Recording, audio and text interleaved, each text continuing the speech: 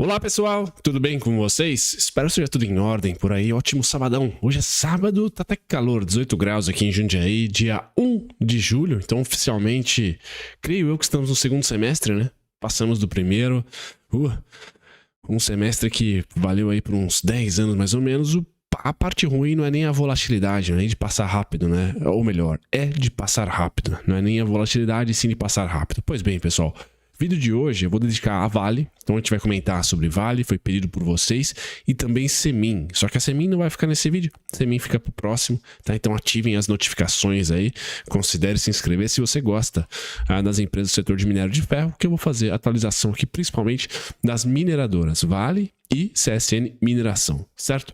Quais serão as pautas do vídeo para ver se você se interessa aqui, né? A gente vai falar um pouquinho sobre a tese de minério, tá? Tese de aço, Vale, tá? Depois, os projetos que a Vale está produzindo não, né? Estão no pipeline, né? Que a Vale está com foco para produção, que vai entrar em produção, inclusive um que já entrou em produção, que vai ser o próximo slide. Então a gente vai olhar aqui para que a Vale quer se tornar, quais são as avenidas aí de crescimento e desenvolvimento da gigante, tá?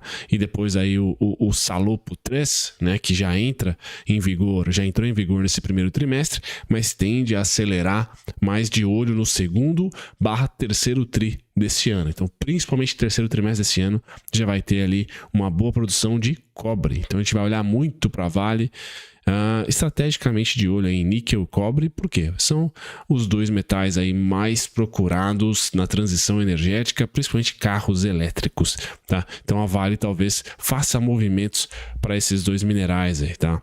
Depois minério de ferro, sazonalidade, novamente eu vou falar para vocês, vou também comentar sobre a correlação atual entre Vale e minério de ferro. Uma coisa um pouco diferente, né? O momento atual é um pouco diferente do que habitualmente a gente está acostumado a ver na correlação minério de ferro e Vale. Vou falar sobre minério de ferro, atualizar para vocês a minha projeção. A gente vai comentar se a Vale foi um bom investimento no longo prazo ou não.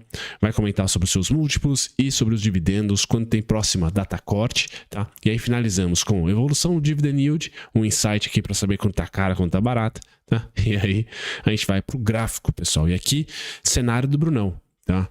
Alguns alvos para o mês de junho e julho não foram tocados, tá? Alvos compradores, vou falar sobre eles, vou falar sobre a possibilidade aí de passar um pouquinho de estresse com a Vale no curtíssimo prazo, mas é iminente, pelo menos a minha provável ida da Vale, pelo menos aos 71 e 74, 72 e 99, 74 e 81, enfim, vou falar da minha parte técnica aqui para vocês, tentar colaborar também para quem já está posicionado na gigantesca empresa de mineração aqui no Brasil. Disclaimer na tela, pessoal, do disclaimer eu passo pelo convite, então considere se inscrever, ative as notificações aqui no Clube dos Dividendos, eu, Bruno Mazzoni, seja muito bem-vindo novamente, né? Eu sou Bruno Mazzoni, 2 vídeos por dia, aos domingos são 3, tá certo? Então esse vídeo aqui deve ir ao sábado ou no domingo, vou compartilhar com vocês. Bom, deixa eu sair da tela aqui. Então a Vale, qual que é a tese de investimentos que você tem que ter na Vale, né? Primeiro, urbanização, então o mundo vai crescer na parte das cidades, isso demanda minério, isso demanda infraestrutura, tá? Transição energética, ela aqui, não digo cavalo de pau, mas talvez ela mire muito mais alguns metais específicos. Eu falei aí do cobre e do níquel, tá? Onshoring, o que significa onshoring, né? Os países, devido a essa geopolítica toda esquisita que nós estamos vivendo nesse momento, crise Rússia e Ucrânia, depois da pandemia também, a necessidade de trazer algumas indústrias para dentro do próprio país, para não precisar importar muito, e ou trazer a indústria para países amigos, que é o friendshoring. A gente vai ouvir muito, acho que esses dois termos, né? Onshoring, ou desglobalização, ou multiglobalização, tá? Ou friendshoring, que são países amigos que fazem ali algumas políticas econômicas parceiras para trazer indústrias estratégicas para dentro de um país ou de outro, para facilitar a importação de algumas matérias-primas ou de alguns produtos específicos, tá? Então essa tendência, pessoal, eu concordo, é uma tendência, não é um fato, tá? Ainda não há movimentos grotescos de indústrias saindo, por exemplo, da China.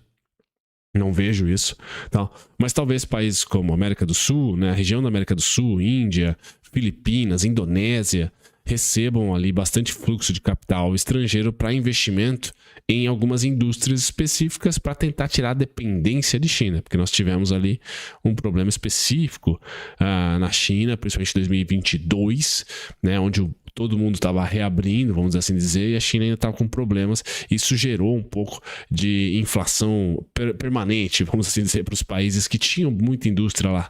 Tá? Então, e também a mão de obra chinesa encarecendo, um outro ciclo econômico na China. Tá? Esse processo aqui pode sim desencadear muita demanda por aço, muita demanda por minério. Certo, pessoal? Além da estimativa da própria Vale aqui, deve ter pago alguma pesquisa, uma research para fazer, de que a região emergente, ou seja, Brasil, vai aumentar, né? A região aqui vai aumentar a produção em relação ao todo, né? Hoje China domina a produção aí de minério. Beleza? Bom, feito isso, pessoal, nessa parte de tese de investimento, se você acredita no crescimento populacional, acho que isso está dado. Ou não, né? Mas enfim, vamos lá, crescimento. Urbanização, transição energéticas e onshoring. Bom, onshoring eu vejo como o principal e mais imediato aqui. Se isso de fato acontecer, pessoal, nós teremos sim o preço do minério de ferro sendo muito aquecido, não só pela China, tá? Não só pela China, mas por esses países que vão trazer, por exemplo, indústria de chip, indústria de outros materiais aí para dentro ou para outros polos que não China, e aí a Vale pode se beneficiar sem dúvida nenhuma, tá? O pipeline, pessoal, pipeline são os projetos que ela está em construção e licenciamento, vendo viabilidade, estudando no escopo, etc. São vários. Tá? São vários e principalmente a gente vai ver muito a Vale olhando para esses dois minérios aqui, né? Níquel, tá? E cobre. Beleza? Então, tornar um expert aí em níquel e cobre, ir pro Chile para dar uma olhadinha no cobre e níquel, eu não sei, acho que Peru tem mais níquel aqui na América do Sul, tá? Entender bastante desses dois carinhas aqui, eu acho que vai fazer todo sentido.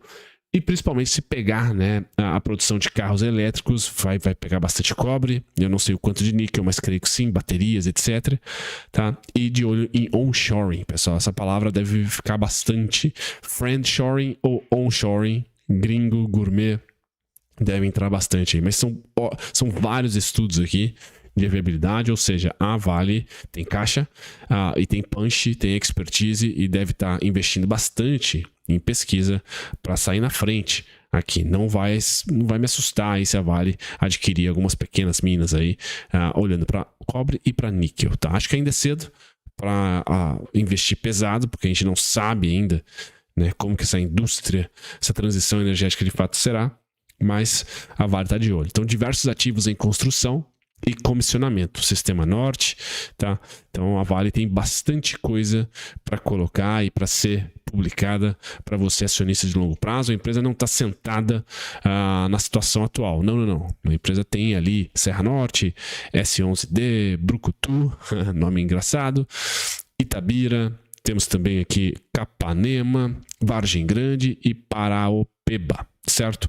Então, ser investidor da Vale é ser aí praticamente um jornalista, né? E você ficar muito atento, pesquisador, melhor dizendo, né? Ficar muito atento aí a todos esses processos importantes, tá? Em construção e comissionamento. O que está mais perto da realidade, que vai ser muito comentado no próximo resultado, é o Salopo 3, tá? Que já tem as linhas em operação. Capacidade total, quarto tri, 24. Mas eu acho que a partir do terceiro tri, pessoal, ou seja, a partir de agora, tá? A gente já tem uma foto boa do que será nos próximos anos, tá? Então já tem uma foto boa da produção aí do Salopo 3, perdão, de cobre. Então, acho interessante olhar para a Vale. O resultado desse segundo tri, ele vai vir morno, mas o resultado do terceiro tri, lá no finalzinho do ano, outubro, ali, novembro, vai ser interessante, né? Olhar para esse carinha aqui, nessa operação, certo? Acho que dentro da Vale, o que eu tinha para falar era isso. Agora, na parte técnica, pessoal, normal. Barriga do ano, meio do ano, a Vale ficar lateral ou a Vale ceder, como cedeu. China teve o seu trade de reabertura no final do ano, entre novembro e dezembro, e principalmente janeiro, fevereiro, e acabou em março. Lembrem que a bolsa caiu em março e a Vale era a única ali entre março e abril que estava resiliente, testando máximas históricas. Então ela cumpriu o seu papel, vamos assim dizer. Sazonalmente falando, o minério é isso mesmo, Então, entre setembro e outubro, tem que se esperar a atenuação das quedas e, quem sabe, altas, a depender aí de dados chineses, dados econômicos, etc. Sempre bom olhar o macro, mas sazonalmente favorece as compras ali do terceiro trimestre para o quarto. Então, entre setembro e outubro. É para se olhar, tá certo? Faltam 2 meses ainda cheios, pessoal. Faltam julho e falta agosto ainda, tá certo? Depois, entre março, abril e maio, a gente tende a esperar o fim das altas. Tá? Então ela é uma companhia, o minério é uma commodity, perdão, que tende a passar outubro, novembro, dezembro, janeiro, fevereiro, março em alta. 6 meses. Tá? E aí, de março, abril, maio, junho, julho, agosto e quem sabe setembro também, 6 meses em baixa ou lateral. Então essas são 2 sazonalidades, né? Se a gente dividir, são 2 semestres, um de alta, um de baixa. Obviamente que nem sempre de alta, nem sempre de baixa. Nós estamos passando pela baixa, é isso que eu quero colocar para vocês. A gente está passando por essa barriga, tá? Essa barriga aqui, ela, na minha opinião, tem que ser respeitada. Março, abril, maio, junho, julho. Opa, chegou aqui perto de setembro, outubro, novembro. Já está começando a acabar as quedas e aí, bom, alta. Agora nós iniciamos março, aí estamos agora em junho, né? Esse gráfico que foi tirado ainda em maio, tá? Estamos em julho agora já e estamos caindo, né? Vamos lá para o gráfico do minério de ferro atual. Então, o gráfico do minério de ferro atual é esse com fundo preto, pessoal. Tá o nosso cenário base. Vamos lá para o gráfico mensal para ficar mais enxuto para vocês aqui, tá certo? Então, o nosso cenário era de que a queda iniciada em março, tá? Tivesse as máximas lá em 139, 138, 133,95, tocou. Legal, região pintadinha aqui, ó, tá? E o alvo começava em 94, 97,40, tocou. E pode ir até setembro, pessoal, a 85,50, 88,15. Esses são os meus alvos da baixa. E da alta, 113,40, 117,40, 121,65. Ou seja, a alta a gente chegou a beliscar um dos pontos em junho, tá? Então, por mais que nós tivemos essa alta em junho, você pode perceber que a Vale, pessoal, não foi comprada, tá? Então, a sazonalidade importa. Para holder é o melhor dos momentos, porque ela não vai ter muita força para subir quando subir, tá? E tende a ficar lateral, você vai comprar no mesmo preço. Tá? E aí eu vou destacar 2 cenários para vocês. Qual que é o primeiro cenário da Vale e do minério de ferro? O primeiro cenário, e é o meu base, é que a gente ou faz fundo aqui como fez, tá? Ou vem um pouquinho mais abaixo no minério. Não muito. 88,15, 85,50. Quais são as notícias boas para a Vale, pessoal? Ou uma atividade econômica muito forte na China, ou uma atividade econômica muito fraca na China. Tá? São as 2 notícias que vão fazer preço bom para a Vale. Por quê? Atividade muito forte, show, é fato. Bora, vamos comprar, tá? O gigante está renascendo, certo? Atividade muito fraca, estímulo, vai precisar de estímulo. Então, trade-se o estímulo. Quando a atividade vem meio que na média, como foi, tá? Em junho, vem meio que ali próximo da média, é o pior, porque aí o governo chinês não vai fazer nada. Tá? Então a gente trade essas 2 narrativas, na minha opinião, para esse segundo semestre, tá? PMI chinês, aquela coisa toda, e também construção civil por lá, são os dados que a gente tem que ficar de olho, tá? Então as mínimas estão descritas e as máximas, uma já tocou e a outra ainda não, tá? Até setembro eu acho que a gente vai ficar encruado aí, tá? Esse é meu cenário. Beleza? E como a Vale tem também uma barriga de não pagar dividendos nesse meio do ano, ela fica meio a ver navios ali. Não tem muita atratividade. Com esse trade de corte de juros aqui no Brasil acontecendo domesticamente, as small caps ganharam a liquidez, vamos assim dizer. Esse é meu cenário base, pessoal. Certo? As setinhas brancas aí, elas ilustram o meu cenário base. Agora, você está vendo esse gráfico, se você tem uma afinidade com análise técnica, você está percebendo que o negócio está caindo. Certo? A tendência é de baixa. Então, fundos descendentes, topos descendentes. Fizemos um topo por hora descendente e o fundo. Se for descendente ainda, pessoal, a gente vai estar falando aqui, ó, tá? No 69,10, 61,85 e 58,55 a tonelada. Tá? Aqui vale dar uma desaladinha, que eu já falo no gráfico já. Vale a pena estudar correlação? Vale minério, pessoal? Eu acho que sim. Tá? Vocês estão vendo de 2014 para cá, onde um foi, o outro foi atrás. Bom. Vale tá em cima, tá? Minério de ferro embaixo, tá? Minério de ferro para cima, Vale para cima, tá? Minério de ferro bem verdade, lateral, tá? A Vale lateralizou um pouquinho aqui, ó, mas já mandou bala para cima, tá? Foi antes. Depois o minério de ferro foi também. O minério de ferro lateralizou, a Vale lateralizou. Normal, o minério de ferro subiu, a Vale subiu. Então assim, não preciso aqui ficar traçando para vocês, acho que é visual.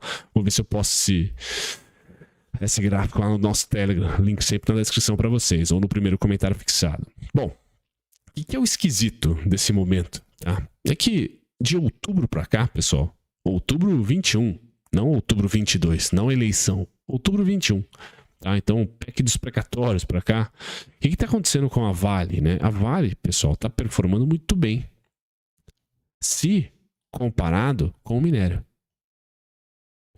Tá? Aqui, por quê? Vale está fazendo topos e fundos, não, fundos ascendentes, topos idênticos. Legal? Essa é a Vale, topos, o topo triplo e os fundos ascendentes por hora. Enquanto que o minério está ao oposto, né? São topos e fundos descendentes. Então aqui tem uma, vamos dizer assim, uma certa pulga atrás da orelha. Tá? Qual que é a parte positiva dessa correlação que está torta nesse momento, desfavorável aos compradores da Vale? Tá?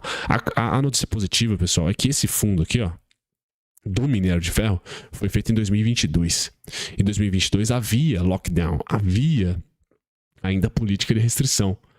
Tá? 2023 não. Então é por isso que Bruno não acha que 2023 para o minério de ferro será pior que 2022. Então ele segura por aqui. Segura por aqui. Segura esse fundo, não rompe esse fundo. Esse é meu cenário base. Ou seja, quanto mais tempo a Vale segurar aqui, tá?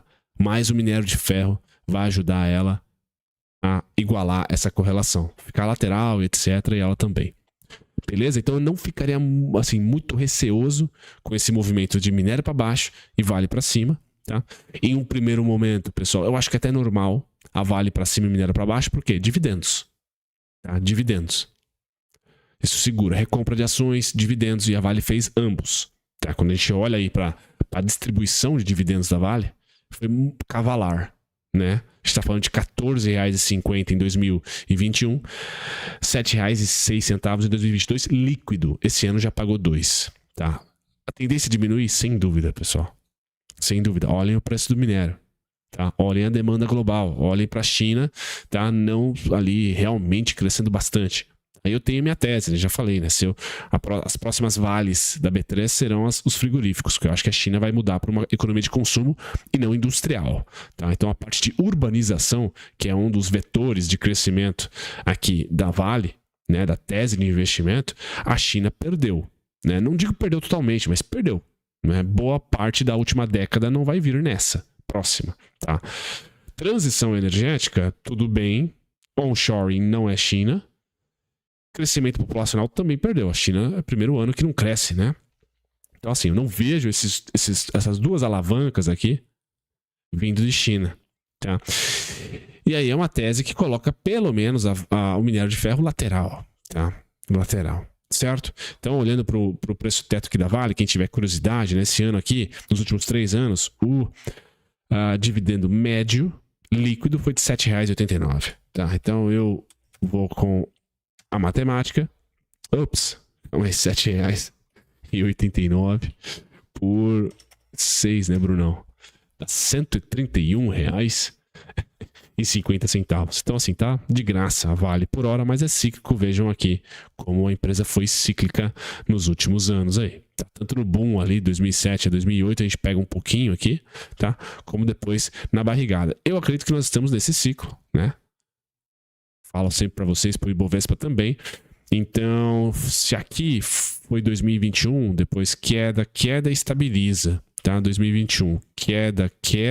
Então, esse ano um pouquinho menos que R$7, depois estabiliza. Tá? Então, colocaria ali essa possibilidade aí, mas sem um número específico. Em 2022, a Vale teve data corte, pessoal, em março. 2023 em março. Qual que é a data corte agora? Agosto. Então, julho de novo, é um mês ruim. Não é um mês muito bacana para Vale. Agora, primeira quinzena. A segunda quinzena de julho já começa a aquecer as turbinas para dividendo e para resultado. Tá? Então, Vale, Zé Vendinha, tem vida fácil até segunda quinzena de julho, até dia 15 desse mês aqui. Depois já ficaria meio chateado ali, porque tem dividendo, resultado, dá uma mexida. Aí, pós-dividendo, resultado, temos agosto, chato, ruim, mesmice, setembro já é hora de olhar para compras. Certo? É a sazonalidade do minério, essa análise.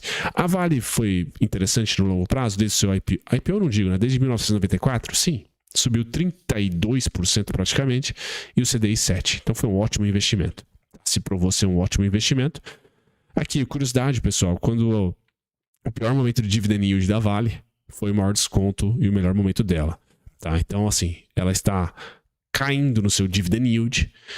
Espere chegar a 0,65. Nossa, difícil imaginar, né? Mas, enfim, quando o dividend yield pelo menos chegar na média, tá, da última década, está em 6,41. Será que esse indicador vai ser o melhor time? Quando o dividend yield chegar a 6% do bar, sei lá, é o melhor momento para se comprar Vale? Porque o minério de ferro vai virar? Pois bem, aqui é só curiosidade, viu, pessoal? Não tem nenhum estudo que comprove que o dividend yield de uma ação cíclica pode ser ali um grande indicador para você. Bom, comprar barato, no caso. Barato, né? Para quem é holder também destina algumas ordens. E aqui a parte gráfica, que é para quem é holder, né? Assim como eu, tem carteira previdenciária, mas destaca ali, separa um dinheirinho desses aportes mensais para ordens condicionais, para ordens limitadas, por exemplo. E para esse cidadão e cidadã, o que eu tenho aqui para Vale? De novo, primeira quinzena de julho, charopaça, né? Então vamos lá, quais são os ponticos legais aqui que eu teria a ordem cadastrada se eu fosse investidor da Vale, pensando nesse dividendo de agosto aí, tá? 63,29, tá? É o primeiro, certo? Depois 60,17, tá? E o principal, 58,87, tá? Então esses são os 3 ponticos aqui de julho, vamos supor, tá? E depois de resultado a gente dá uma olhadinha aqui nos resultados. Agora para cima, segunda quinzena de julho, pessoal, aonde eu creio que a Vale vá, tá? E aqui é muito importante, porque é o meu cenário básico que ela venha para cá, tá? Mas que não passe daqui, tá certo? 71,74, 74,81, 77,47. Tá, então ali, esses 3 pontinhos vermelhos é tipo assim, puxa, belisquei no 63, belisquei no 58, no 60 ou no 64, ela tá em 2 pontos de suporte do mensal aqui, né? 64,32, 64,22, tá? Belisquei ali, tá? Primeira parada foi 69,43, que já foi suporte nosso, virou resistência, foi suporte aqui em maio, virou resistência depois que foi suporte em abril, virou resistência em maio e em junho também. Tá, virou resistência. Não é alvo, tá? O alvo continua sendo esses 3 pontos: 71,74, 74,81, 77,47, tá? Isso com o minério de ferro suportando os 94, os 88, tá? E eu acertando o minério de ferro. Então, esses dois extremos aqui, eu acho que a gente vai participar da volatilidade entre julho, agosto e setembro, tá? Pessoal, julho e agosto, setembro é muito, beleza? Entre julho e agosto. Então, melhores compras embaixo, melhores vendas em cima. Para vocês aí que gostam de opções também, podem idealizar alguma coisa. Com esse cenário meu travado. Agora, você que tá aí e tem o cenário de minério para baixo, pessoal, aí não tem jeito, tá? Rompeu 58,87, pessoal, vai vir para a mínima mensal, para esse candle aqui, ó. E aí é um pouco técnico, tá? Mas tem muito stop aqui. Tá, tem muita ordem de venda dizendo, ó, desistir da tese, tá certo? É o stop mensal. E uma vez esse stop trigado, startado, pessoal, é um ponto só. Na minha opinião, faz isso, ó. Pum, tá? Em um mês, rapidinho, ela vem para 46,60, 45,13, 44,95. Então, esse cenário aqui é minério a 61, tá? É minério rompendo as mínimas de 2022. Beleza? Naquele gráfico que eu mostrei anteriormente. Agora tem o cenário oposto. Bonança, crescimento, Brasil geopoliticamente muito bem, fluxo para cá, indústria local, de repente, não sei, tá? Uma tese de crescimento, de fato, para Vale nesse ano aqui. Bom, qual que vai ser a parte da tese de investimento? Os preços vão chegar a 86,77 no mínimo. no mínimo, 86, 77, 86 reais, tá? E com a grande probabilidade de testar os 91,11 nesse final de ano, Rally Natalina, etc. E aí, uma vez os preços aqui em 86 e 91, pessoal, não há mais os 44, não há mais os 58, 63. Não tem mais essa oportunidade, porque tecnicamente eu vou falar para vocês que inverteu a polaridade, os pontinhos vermelhos eles vão ficar verdes. Então 71, 74, 81, 77, 47 serão suportes, serão as mínimas para o próximo rally de alta, que tem ali uma primeira paradinha em 101,19 e a segunda em 104,54. Certo, pessoal? Então 3 cenários contemplados. Eu sei que tem muito investidor da Vale, por isso que eu tentei ser cuidadoso aqui nos 3 cenários. O meu é de trava, tá? De trava por causa da reabertura chinesa, mesmo com juros jurão na gringa, a gente segura esse minério, a gente segura a Vale aí, tá? Não é nem de baixo nem de alto. Então ainda permaneça o café com leite para esse ano aqui, no mesmo cenário que nós vivemos desde 2021. Agora, se você tá para baixo ou para cima, eu tentei colocar para você aí também quais seriam ali as principais estratégias. Certo, pessoal? Um grande abraço, até o próximo vídeo. Tchau, tchau.